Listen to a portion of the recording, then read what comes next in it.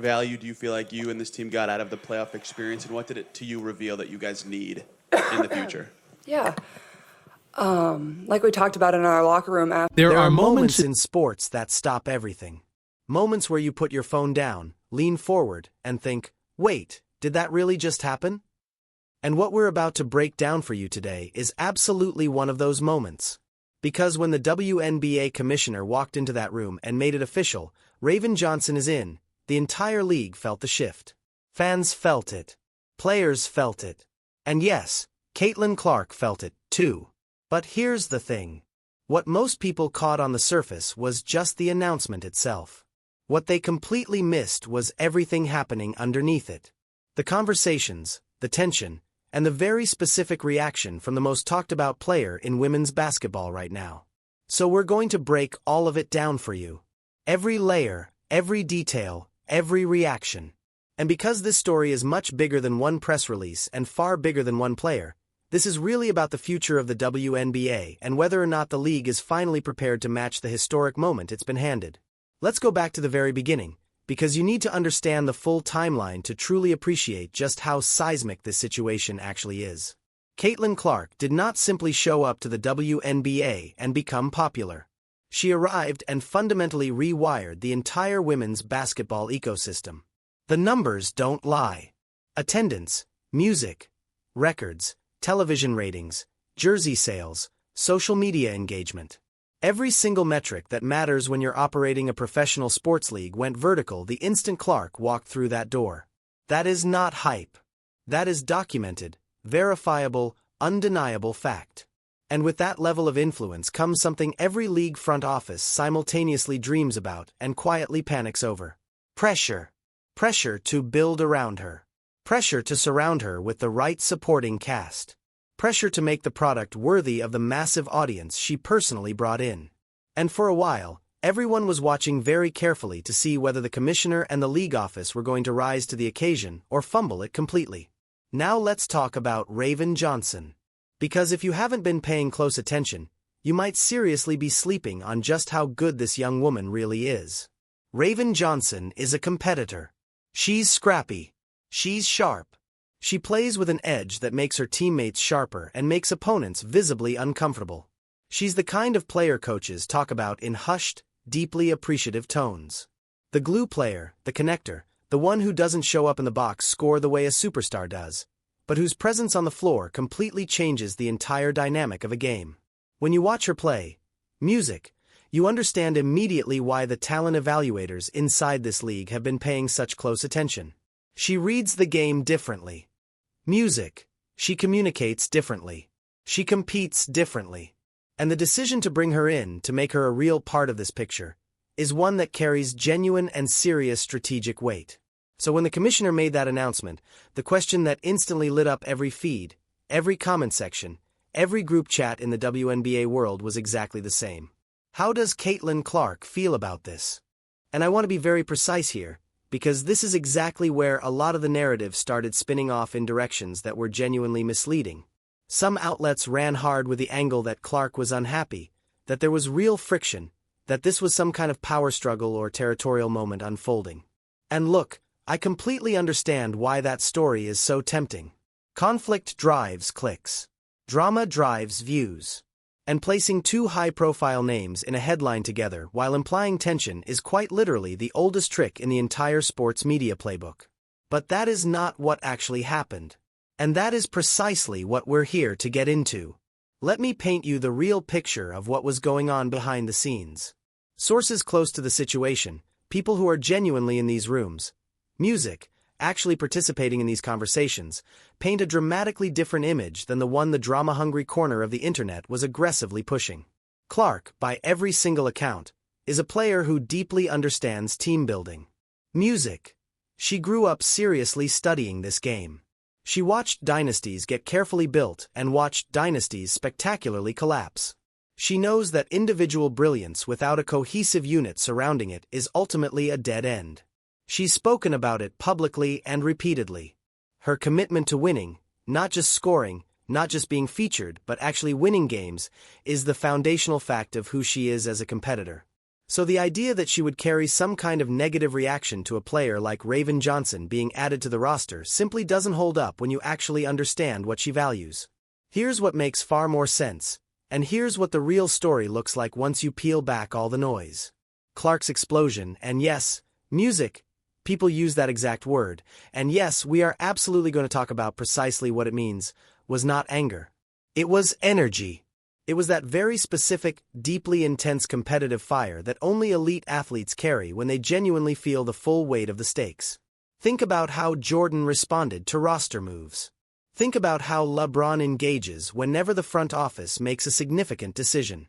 The greats never go passive. They engage. They process. They respond with that raw kinetic energy that has defined everything they've become. And that is exactly what you're seeing from Clark right now. She is not sulking.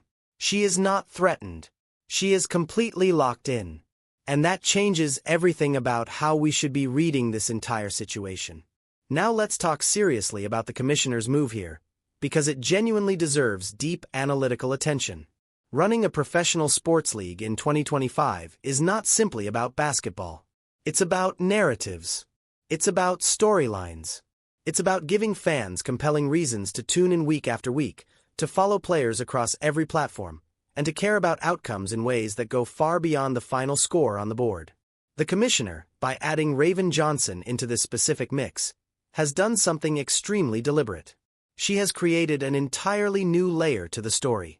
She has introduced a character, a genuinely compelling, genuinely talented character, who brings a completely different energy to the court and an entirely new chapter to the ongoing narrative. And that is smart, intentional league management. Whether you personally agree with the decision or not, from a pure X's and O's standpoint, from a league-building standpoint, this is exactly the kind of bold, conversation-starting move that clearly separates good commissioners from truly great ones. Think carefully about what Raven Johnson brings specifically to the table that genuinely fills a critical gap. Defensive intensity. Johnson brings an aggression on the defensive end that fundamentally changes how opposing teams have to think about every single possession. She's on-ball pressure, active hands, the kind of relentless defender who gets deep inside the head of ball handlers and makes them second-guess every single dribble. That is an absolutely essential complement to a team that already possesses serious offensive firepower. Chemistry and energy. This is the one that doesn't appear in any advanced metric, but that every serious, genuine student of basketball knows without question is completely real. There are players who make a locker room measurably better, who make daily practices far more competitive, who dramatically raise the collective energy of an entire group. Johnson is unquestionably one of those players. The people who have spent meaningful time around her consistently talk about her presence as a powerfully additive force. Versatility, music, and adaptability. She can slide comfortably into different roles, cover different assignments, and fill whatever specific gap a coaching staff identifies within a given game plan. That kind of positional flexibility is genuine currency in modern basketball. And high-stakes experience. She has been in big moments before. She knows exactly how to compete when the lights are at their brightest, when the crowd is at its loudest, and when every single possession carries real weight. Music. That is simply not something you can ever teach. You either have it naturally or you absolutely don't. Now let's talk about the fan reaction, because this is precisely where things got completely electric across social media. Take a hard look at what happened within just hours of that announcement dropping. The comment sections on every major WNBA platform completely erupted. Twitter, Instagram, TikTok, everywhere you looked. You had fans who were entirely fired up, enthusiastically talking about championship windows and exciting lineup combinations. You had the skeptics showing up and asking genuinely hard questions about fit and process. Music. You had the casual observers who suddenly started paying close attention simply because the unfolding drama pulled them straight in. And then you had the Clark fan base, one of the most passionate, the most vocal, and the most organized fan bases in all of women's sports right now, who were watching extremely carefully to see exactly how this significant development would affect their player. And what we actually witnessed from that community, once the initial overwhelming wave of speculation finally settled, was something genuinely interesting. Once people started watching Johnson play and truly understood what she actually brings to the floor, once they saw the potential on-court combination beginning to take shape, the sentiment began to shift noticeably. The hype started building rapidly. Music. Because that's precisely what happens when a decision turns out to be a genuinely good decision. The people who truly love this game always recognize music. And this brings us directly to a point that I think is absolutely crucial and that simply doesn't get discussed enough in this ongoing conversation. The WNBA right now is sitting at a real inflection point. And I do not use that term casually or lightly. See, an inflection point is a very specific thing. It's that precise moment on a curve where the fundamental direction changes completely. And that is exactly where this league currently finds itself. Before Caitlin Clark arrived, the conversation surrounding the WNBA was always quietly tinged with potential. Great athletes, genuinely great basketball, but a persistent, consistent struggle to break through into mainstream consciousness in the way this sport has always deserved. Clark completely changed that reality. The numbers prove it decisively and beyond any reasonable argument. But here's the real challenge the league now squarely faces. How do you actually sustain it? How do you take this extraordinary moment of genuine mainstream attention and carefully build something truly permanent out of it? Because attention is relatively easy to grab but incredibly hard to keep long-term. Stars rise and unexpectedly fall. Injuries, music, happen without warning. Storylines inevitably fade over time. If the WNBA is going to use this rare and valuable window properly, it absolutely needs infrastructure. It needs real depth. What it needs are multiple compelling storylines developing and running simultaneously. And bold moves like adding Raven Johnson are a critical and deliberate part of building that infrastructure. Let me get deeper into the strategic implications here, because this situation goes far deeper than most people are initially processing. When the commissioner adds a player of Johnson's caliber to this specific mix, she is not simply making a routine roster decision. She is sending a loud and unmistakable message to every single player across the entire league. We are building this out seriously. Music. We are actively investing in quality alongside our marquee names. We fully understand that stars shine significantly brighter when they are surrounded by other genuinely capable players. And for a league that has spent years working hard to convince elite athletes that this is a serious professional destination genuinely worth committing to, that message carries enormous weight. Players talk to each other. Agents talk constantly. You know, the culture surrounding a league's decision-making consistently filters out into the broader recruiting ecosystem and actively shapes how the very next generation of players thinks about where they ultimately want to build their careers. Every smart, thoughtful move the commissioner makes right now pays significant dividends 5 years down the road. And then there's the purely competitive angle, which is quite frankly the most genuinely exciting part of this entire situation. Because what actually happens when you place legitimate, proven talent alongside Caitlin Clark on a basketball court? Music. You create matchups that fans absolutely want to watch. You create possessions that have real drama organically built in before they even fully develop. Clark drawing maximum defensive attention. Johnson finding exactly the right spot at exactly the right moment. The ball moving freely and purposefully. The defense scrambling desperately to recover. This is what truly beautiful basketball looks like in its best form. And opponents are going to face very real and very serious problems dealing with it. Because you simply cannot focus your entire defensive scheme on one player when there are multiple other players fully capable of punishing you severely for that choice. That is the precise strategic math that makes this combination so genuinely exciting from a pure basketball standpoint.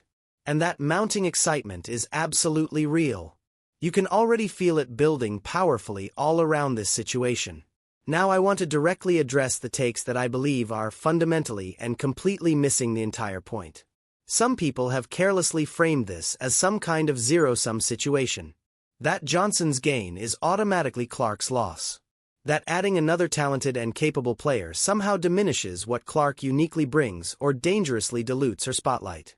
This particular take drives me absolutely crazy because it deeply misunderstands how truly great players actually think and how genuinely great teams actually function and win.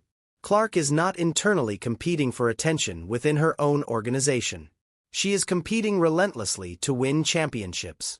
She is competing passionately to be the absolute best player she can possibly be within the most competitive environment available to her. A player like Raven Johnson doesn't take a single thing away from that mission. She actively adds to it. She makes it significantly more achievable. The zero-sum framing belongs in an entirely different, much smaller and much less important conversation. Not anywhere near the conversation about elite competitors who are completely and unconditionally locked in on winning at the highest possible level. Let's also honestly address the elephant in the room, which is the broader and undeniable context of Caitlin Clark's presence in this league and what it genuinely means for every single player around her. Clark has fundamentally changed the entire financial calculus of the WNBA. The money flowing directly into the league through major sponsorships, through landmark TV deals, through skyrocketing merchandise sales has increased substantially and significantly because of her extraordinary impact. That rising tide is actively lifting boats across the entire organization. Players who might not have previously received the same level of serious contract attention are now directly benefiting from the dramatically elevated profile of the league. So when Johnson gets added into this picture, she is also stepping into an environment that now has considerably more resources, far greater visibility, and far more opportunity than it carried just a few short years ago. And a truly significant portion of that transformation exists specifically because of what Clark has personally built and created. Understanding that full context makes the relationship between these two players far less about individual competition and far more about a genuinely shared ecosystem that both of them stand to meaningfully benefit from together. Here's precisely where the story gets really fascinating going forward, because this is absolutely not a static situation in any way. What actually unfolds on the court over the coming months is going to entirely define the narrative arc of this whole compelling storyline. If the combination genuinely works, if Clark and Johnson develop the kind of real on-court chemistry that directly translates into wins, into genuine highlight moments, into the kind of basketball that actually makes people completely stop scrolling mid-feed, then the commissioner's decision is going to look like outright genius in hindsight. The story becomes bold move pays off magnificently. League grows measurably stronger. Stars shine considerably brighter together than apart.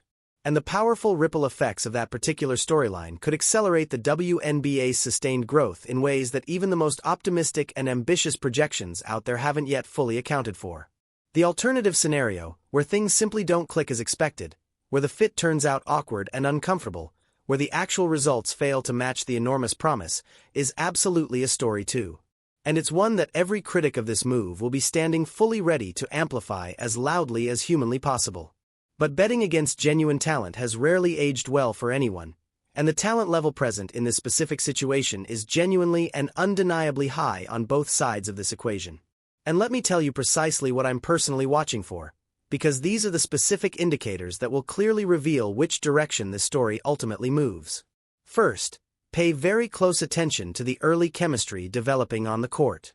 Not simply whether individual plays successfully work, but whether these players are actively communicating with each other, whether they're finding one another naturally within the flow of the game, whether the decision-making looks completely instinctive or visibly forced. That right there is the real leading indicator of everything that follows. Second, watch carefully how opposing teams choose to game plan against this particular combination. When defenses begin making genuine and uncomfortable compromises, helping off Johnson to better cover Clark, or hard doubling Clark and leaving Johnson dangerously open, that is direct confirmation that the combination is working precisely as originally intended. Third, and this is specifically the one that far too many people consistently and carelessly overlook. Watch the locker music, room energy very closely. Players talk openly and honestly to each other. Social media regularly captures meaningful glimpses of the real dynamic. The authentic way these athletes genuinely interact on and off the court during those critical early weeks tells you an enormous amount about exactly where the chemistry is truly headed. And fourth, watch the commissioner's next moves very deliberately. Because if this bold decision generates exactly the right kind of sustained attention and produces the right kind of tangible results, you will absolutely see the league office double down hard on this entire approach. Bolder moves will follow. More strategic and purposeful additions will come. A far more proactive and intentional approach to carefully building the complete narrative architecture of the league around its most genuinely compelling personalities will become the established standard. I want to deliberately step back and take one final look at the full big picture one more time before we bring this all the way home. Music.